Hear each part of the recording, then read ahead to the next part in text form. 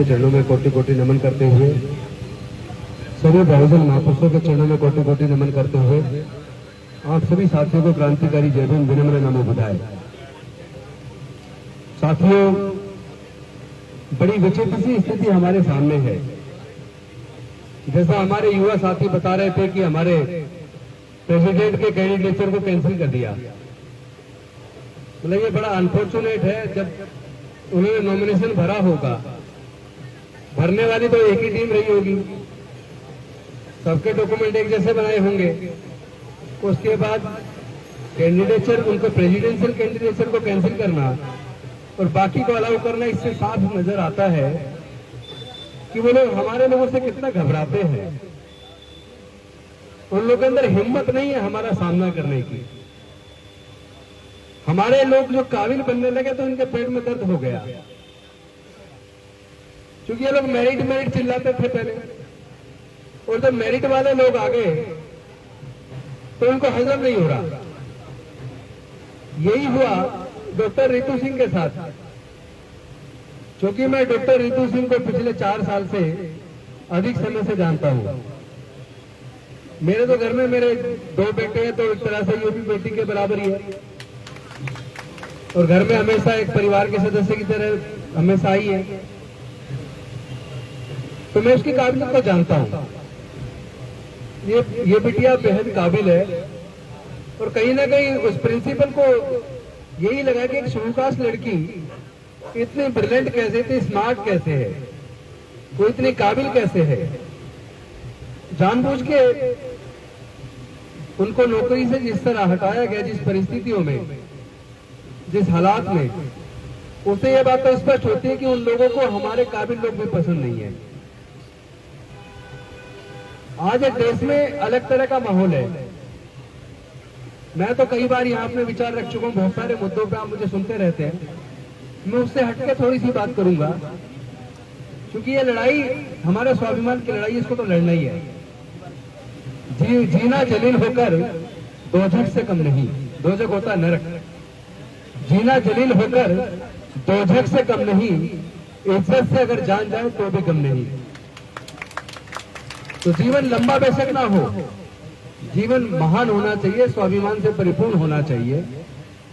आज हमारे समाज के सामने सबसे विकट परिस्थिति यह है कि मैं पूरे देश में जहां भी जाता हूं, पूरे देश में हमारे रिटायर लोगों की एक फोर्स तैयार हो गई है।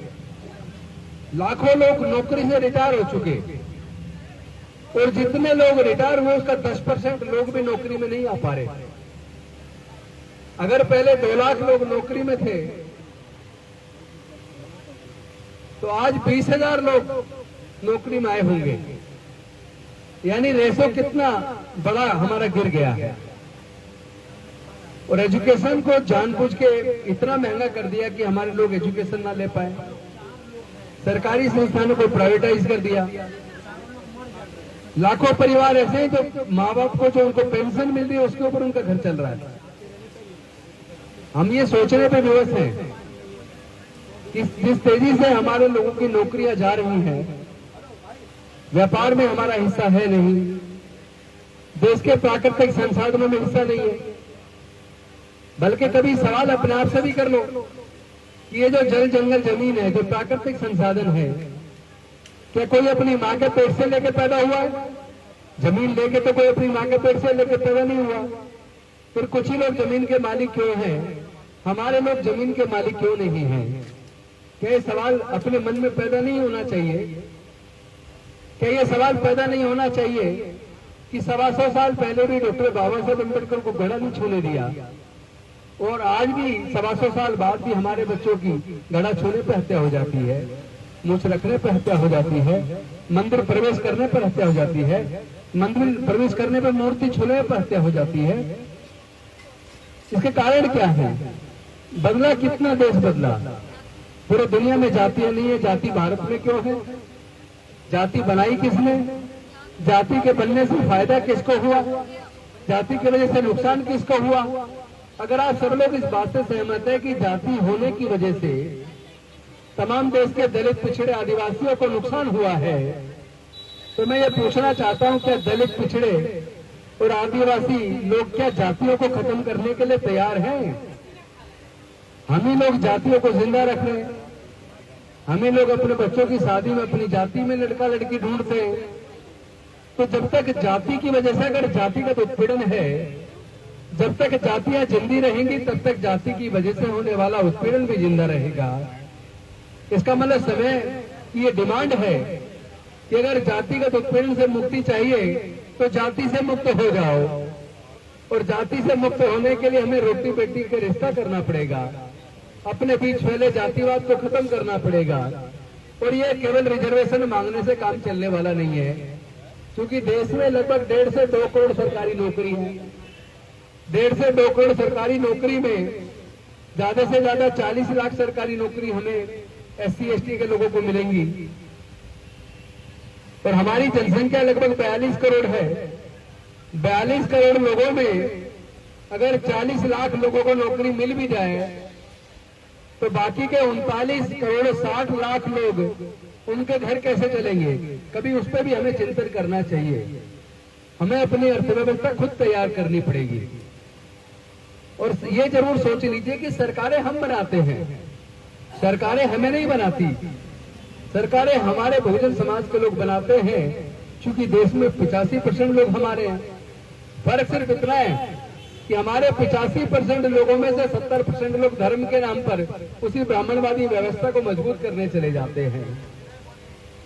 एक सवाल मैं आप सबसे करना चाहता हूं, जितने लोग इधर बैठे हैं, उधर खड़े हैं या सामने बैठे हैं, मैं पूछना चाहता हूं कि जातिगत उत्पीड़न के खिलाफ क्या कभी RSS, बजरंग दल, विश्व हिंदू परिषद ने कोई धरना प्रदर्शन किया है?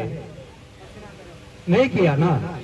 रितु सिंह के साथ अन्याय हुआ, क्या इस धरने में आज तक कोई RSS, बजरंग दल, विश्व हिंदू परिषद के लोग हमारी इस लड़ाई में शामिल होने आए हैं क्या? हमारी बहन बेटियों की इज्जत लूट ली जाती है। इज्जत लूटने वाले के फेवर में उनके जाति के लोग महापंचायतें करते हैं। मतलब क्या हम अपने न्याय की लड़ाई को भी ना लड़े? क्या हमारे ऊपर होने वाले उत्पीड़न के खिलाफ, हमारी बहन बेटियों की इज्जत लूटने के खिलाफ, हमारे भाइयों का कत्ल किए जाने के खिलाफ क्या RSS, बजरंग दल, विश्व हिंदू परिषद के उनके नेता कभी हमारी लड़ाई लड़ने आए हैं क्या? अगर वो हमारे दुख में शामिल नहीं होते, हमारी लड़ाई को लड़ने में शामिल नहीं होते, तो मैं आपसे पूछना चाहता हूं, उनके पास ऐसी कौन सी ताकत है कि वो मजबूत होते जा रहे हैं?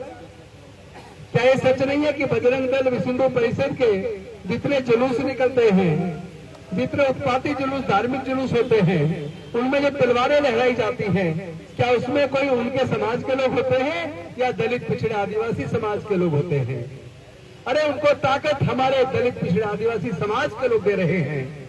मैं तो आपसे सिर्फ एक ही मांग करता हूं, किसी से लड़ाई लड़ने की जरूरत नहीं है। हमें लाठी डंडे की लड़ाई नहीं है, ये विचारधारा की लड़ाई है। इस लड़ाई को अगर जीतना है तो अपने युवाओं को कहो, अपने बहन बेटियों को कहो, आप इनके जागरण में जाना बंद कर दो, इनके कथावाचकों को सुनना बंद कर दो, और ये जो कावड़ लेने जाते हैं, ये कावड़ लेने जाना बंद कर दो। RSS, बजरंग दल, विश्व हिंदू परिषद की शाखाओं में जाना बंद कर दो, उनको ताकत देना बंद कर दो, उनके धार्मिक जुलूसों में जाना बंद कर दो। उनकी सामाजिक व्यवस्था चरमरा कर गिर जाएगी, आपको आपका हक मिल जाएगा। आपको हक लेने के लिए धरने प्रदर्शन करने की जरूरत नहीं पड़ेगी। आपको कोई ताकत इस अपने हक की लड़ाई को लड़ने में ताकत नहीं लगानी पड़ेगी, क्योंकि आप हुक्मरान थे, ये हमारे महापुरुषों ने साबित कर दिया।